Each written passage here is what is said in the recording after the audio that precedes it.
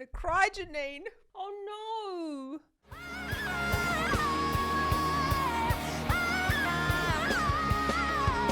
Oh my goodness me, the emotion, Janine. Wasn't expecting to have a cry this morning. Kia ora and welcome. My name's Zoe Stevie and I'm your vocal coach for today because I have the absolute pleasure of looking at the vocal technique of Janine Berdin. This video has been blowing up all over the place and people are saying she's an incredible singer. I've never heard this performance, never actually heard her sing. So I'm really excited to take a look at what is she up to with her vocal technique. How is she creating these insane sounds? I'm assuming they're going to be insane. And most importantly, how can you create them? So if you want to learn more about the voice and how to sing like your favorite artist, then hit that subscribe button. I'd honestly love to hang out with you more often. Let's just get straight to the video. I'm warming up. Wish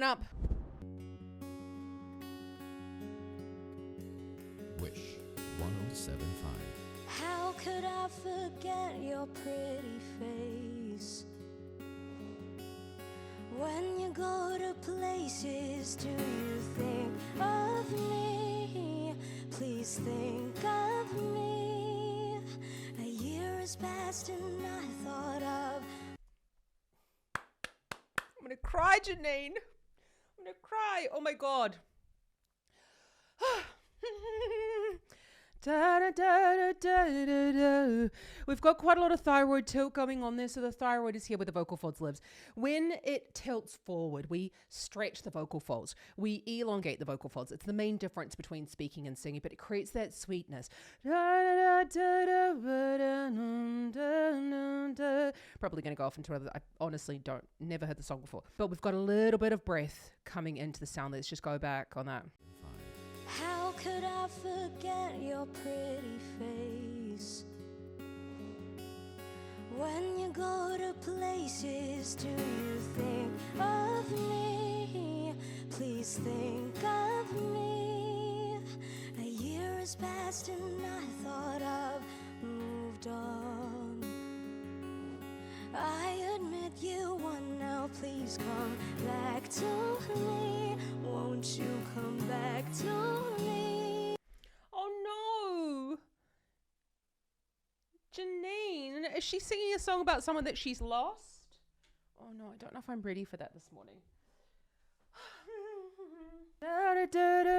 So she's sitting on the F4 there. That is really slap bang within the chest voice register. So the register is different to the quality. The register is where the voice likes to sit. So we'll be hearing quite a lot of roundness to the tone, quite a lot of resonance down in that lower part of the range. And we've just got the vocal folds opening to introduce that bit of breath. Probably and this is the way that I would teach it actually with my students, the more closed mouth shape is going to allow more disturbance of the air against the tongue. So that because there's going to be nowhere for the air to go. So that's going to give us the sensation or the sound of having more breath in the sound, even though there's not more breath coming out of between the vocal folds. Back to me, won't you come back to me? That's a come back to me, won't you come? She stayed thin in that moment and didn't go, won't you come? Can you hear the difference in the timbre? So, won't you come back to me? And that's going to allow her to make that transition back up into the top, like those higher notes, without having a big register change or a huge change in the sound. We want it to sound like one person, but it's also going to have the same color to the tone. Let's just go back on that. You can really hear the difference. I admit you won, now please come back to me. Won't you come back to me? People come and go sometimes. Call me your favorite one last time. I'll never get to find no one like you. Oh no, Janine. Wasn't expecting to have a cry this morning. These lyrics. Okay, when she's gone up there, I got too emotional. I got to listen to that again. Call me your favorite one last time. Oh, there's something really beautiful about the placement of the song as well. So especially time. And she just tilted the thyroid at the end of the phraser in order to bring in that color that comes in through the vibrato. The placement of the sound being on that B flat now within the female vocal register, the B flat, B4 is around the passaggio. So that's when the main difference, the main change happens between the chest and the head voice. And so when we're sitting right on that passaggio break, time gives us that feeling of like, we could be flipping over into the head voice, and that is adding to the emotional intention of the song when we place that note there. That breathiness as well gives us that sense of like we're about to go into crying. So these this play on the color is really leading us as well down that road of the emotions. That it's obvious. Time. I'll never get to find no one like you. You were all I wanted. You were all I need. Us is all I'll be. People come and go sometimes. Oh my goodness me. We've got a very similar vocal quality, but all she's done now is she's closed the vocal folds. Now, taking out a bit of that breath, taking out the air and the sound, is going to increase the volume because we have more vocal fold closure. And so that is then when we have more vocal fold closure, that's going to give us more resonance on the sound, which immediately makes it sound louder. Although she hasn't actually necessarily like thickened the vocal folds, or that's happening now. People come and go. We've still got lots of thyroid tilt though. Let's just go back on that. I'll never get to find no one like you. You were all I wanted. You were all I need. Us is all I'll be. People. There you go. It's all I need. Lots of thyroid tilt, and you can also see it in her face as well. So thyroid tilt also happens when we are crying or complaining. Okay, it's that sound in our voices, and that's what we desperately need in our singing voices to make things sound more sung. I get asked this all the time inside the Vocal Academy, which is my online singing school. They ask me like, Zoe, how do I make this sound? Like, how do I go higher? How do I get louder? How do I make this like sound more sung? It is all about the thyroid tilt, honestly. This is probably one of the most difficult parts of singing in order to get. And I know you're going to comment because I've seen this before. People are like, Zoe, but I've never seen this online. That's because, yeah, it's something that really needs to be looked at on a one-to-one basis. I'm not going to bullshit you. This has to be looked at in your voice. We need to be going through this with specific exercises for you. So if you are looking to sing better, then hit me up for some singing lessons down in the description below, because this is exactly what we're looking. All I need. And I bet you, if you're watching this, you've found this song extremely difficult to sing, because this is vocal training at its finest. This is all I'll be. People come and go sometimes. Call me your favorite one last time, 'cause I have swallowed all my pride, accepted the end of you, and I. Okay, maybe they're not dead. I just immediately went to the fact that this person is dead, and I started welling up. Maybe they're not. I don't know. Let's just watch that. So we've got this again. People go sometimes. She's thickened up the vocal folds ever so slightly, but again, thyroid tilt is pervasive throughout this whole section. We are not getting people come and go sometimes. I'm assuming that she's going to come into that a little bit later, but we're still still very much in what we would coin in singing a mixed voice quality. Now, I know mixed can sometimes be a little bit like do do do do do do do do. What the fuck is mixed? What I'm talking about is essentially we're taking thicker vocal folds, adding a crap load of thyroid tilt, and we're allowing them to thin and the larynx to rise as we're going higher in the range. It is really about walking a tightrope as we're going higher because the muscles really don't want to stay there. And so that is really why it comes down to training really specific exercises in order to get into this vocal quality, because you firstly have to build up the strength in order to be able to hold on to that vocal fold closure as you're going higher up in the range. Sometimes call me your favorite one last time, 'cause I have swallowed all my pride, accepted the end of you, and I would want it if I miss you for the rest of my life.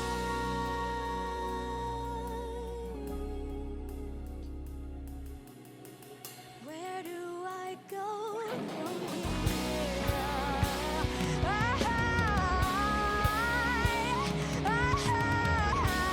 Okay, I was hoping she was going to ramp it up. I love it. So when we're going up to these high notes, so up on the B flat for the B flat for time, against right on that passaggio or that voice break, you might heard it called. And so when we're sitting up there, it kind of makes us go, oh my God, where is she going to go? Time adds to that emotional build in the song. We can also see on her face, she's got this beautiful expressive face.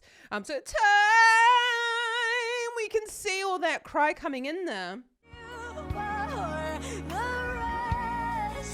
Can you hear the rest? It's almost like she could, if we took out these words,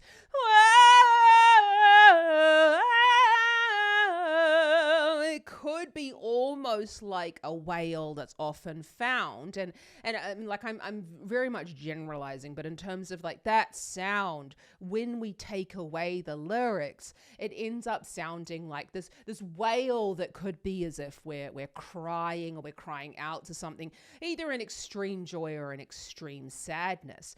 And that's really what I want to encourage you to do with your singing, is go over the top. We can hear it comes in a little bit too much in some of the sections because it's getting a little bit wobbly, but we're also hearing just a little bit of catch in the lower section of the range. Now, that could be so many different things. Could also just be because it's late, she's had a long day, could be a tired voice, could be a bit like a speck of dust. So we're not going to hypothesize what that could be. I would just say that would need to be explored if that's coming up more and more in your own singing.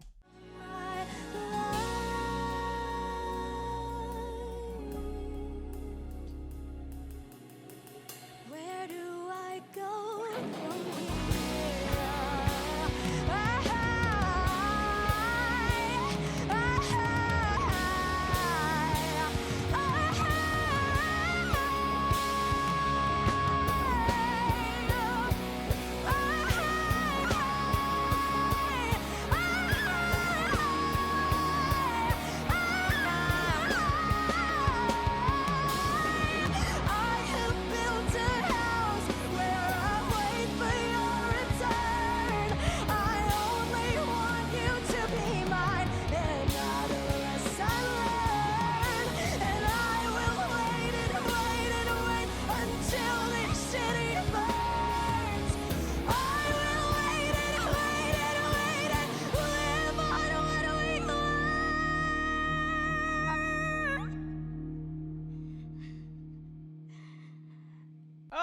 It's me, the emotion, Janine, the emotion.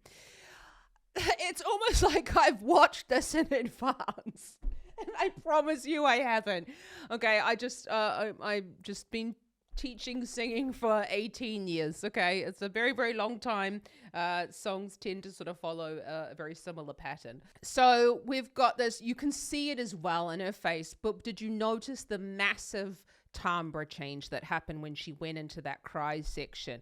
We've got to go back on that, not from the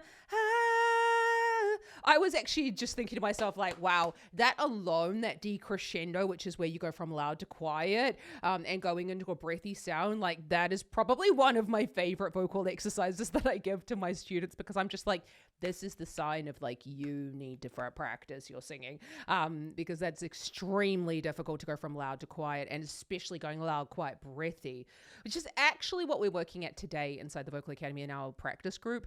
We're working on exactly this exercise. So there you go. You can already practice it. Let's just go back on it, because it like kicks into another gear. This is where the vocal folds thicken. This is where she probably starts tilting the cricoid.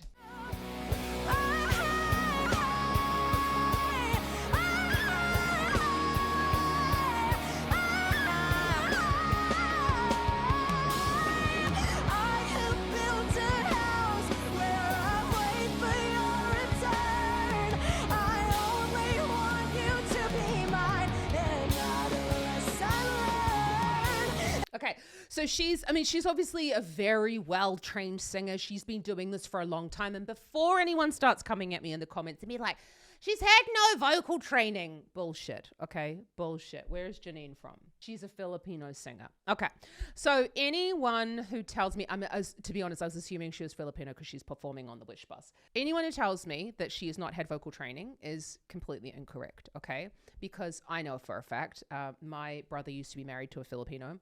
They sing at every moment that is possible, every family gathering, everything, every moment. The karaoke set and microphone stood next to the television in a permanent position.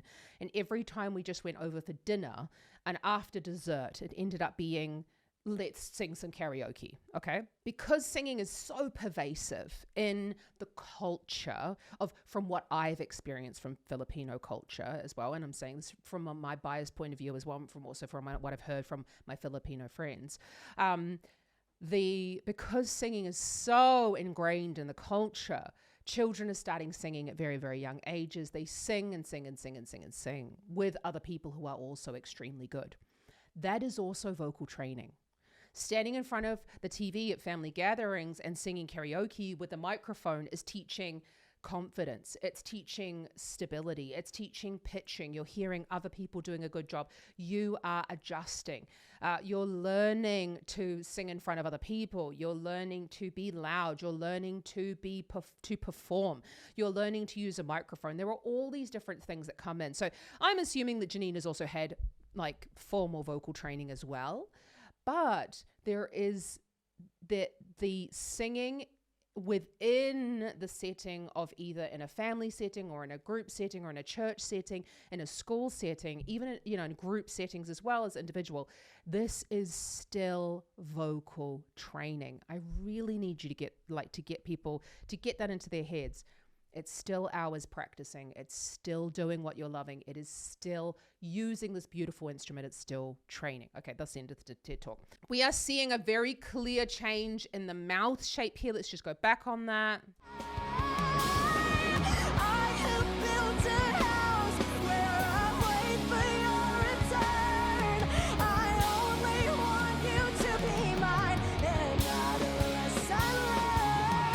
So can you see that? There she goes. Oh! She's opening up the mouth into more of a wider vowel. Into more of an open vowel, which is what we need when we're going into this thicker vocal fold quality. We're hearing that excitement to the sound, which is telling me that she's moved into a thicker vocal fold quality, but also I think that she's also tilted the cricoid. The cricoid is the cartilage below the thyroid cartilage. When that tilts back, it allows the vocal folds to become thicker than thick. And this is what is belt quality in a pure sense. So let's just keep going, because we're noticing as well the tongue position. I will wait until the city burns. I will wait and live on what we learn. I mean, that's hard. So we've got quite a straight tone there.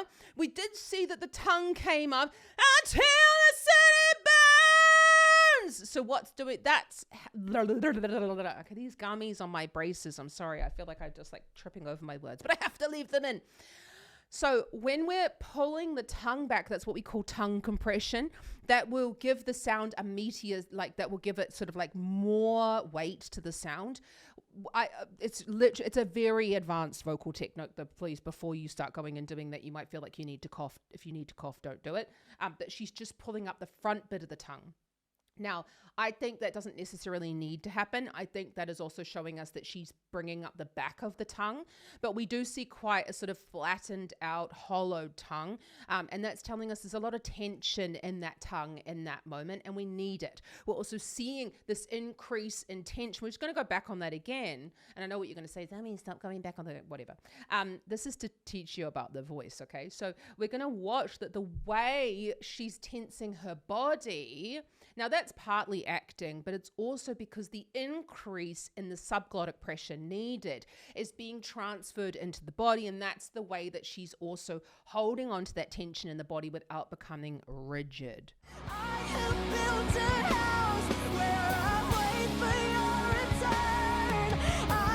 So that even there is actually what I say to my students to do. You can do a lot of these moves. You're engaging the lats, you're holding back the breath, you're allowing greater subglottic pressure, and you're stabilizing the smaller muscles of the larynx by doing, I will build a house. It's quite low. It's actually on the B flat 4. So high soprano, I spend a lot of time screaming really, really high. So this feels quite low for me. I will build a house. I would need to do that as well to engage through those backs so that we're not pushing here. I want you to be mine, and not unless I learn. And I will wait until this city burns. I will wait. Up on the D5 there. Wait. High subglottic pressure. She took a high breath. That's what we need in order to basically hold on to the air here in the upper lungs. We're anchor.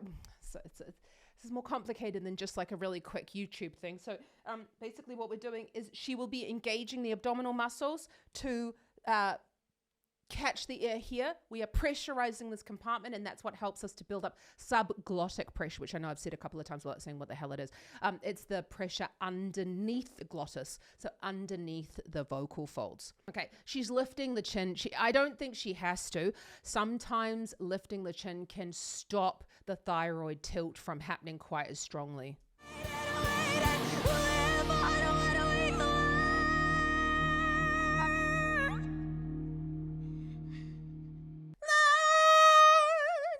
Oh my God. Try that exercise. I tell you, try that exercise. That's hard. She's actually up on the E flat 5 there, from a thicker vocal fold quality to a thinner. But this is just getting me so excited, because this is vocal technique beauty. I love it. So we are hearing, and I also have to preface this by saying there is no way that I would ever diagnose a singer in my studio or online. I'm not their vocal coach, but also even a vocal coach can't diagnose anyone, okay? This would be something that would need to be looked at by an ENT surgeon. But what I am hearing, those little hiccups or little clicks, I can't make them because I don't have anything going on with my vocal folds that would cause them. But we're hearing just those little squeaks between the notes, okay? And that's not to be at all detrimental to I'm not saying anything about Janine's voice. It's a beautiful voice, but we're just hearing those little squeaks between the notes. I get a lot of students coming into the studio saying, Zoe, I really want to be able to create those squeaks, okay? Often those squeaks are caused by either soft nodules or nodules themselves. Now, I do not know anything about Janine's voice, but if a singer was to come into the studio and present with that sound, there would be some certain siren exercises I would ask them to do. I would get to know their voice, and if it was pervasive over a longer period of time, I would ask them to go and visit an ENT surgeon. Now, there is nothing wrong if a singer decides to continue singing with any type of physiology that is going on within their voice. We know that singers such as Mariah Carey, we know that Miley Cyrus, we know plenty of professional singers who have them, but this is not something that I would say you are going to be able to create within your sound. Okay, this is pathology of the voice. We can make quite a lot of effects, but this particular one is not possible to create on your own. How could I forget your pretty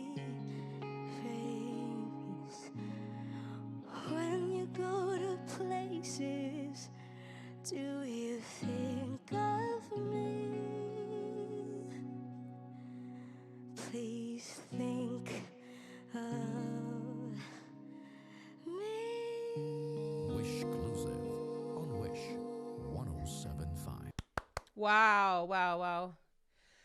When we go to places, she's gone back down, F sharp 4 there, and we've gone back to what we had at the beginning, thinner vocal folds with a little bit of breath coming through. When we go to places, okay? So that again, she's done this beautiful acrobatic job throughout this song and really shown how we want inconsistent breath pressure, we want inconsistent vocal folds, and we want inconsistent mouth shapes in order to create a consistent sound, because we're adjusting all of the parts of the sound in order to create what sounds like one complete voice. And this can be achieved through a lot of practice, but it is really about going through and learning all of the different sections of the voice and going through and building them up bit by bit so that you've got an understanding of what's really going on.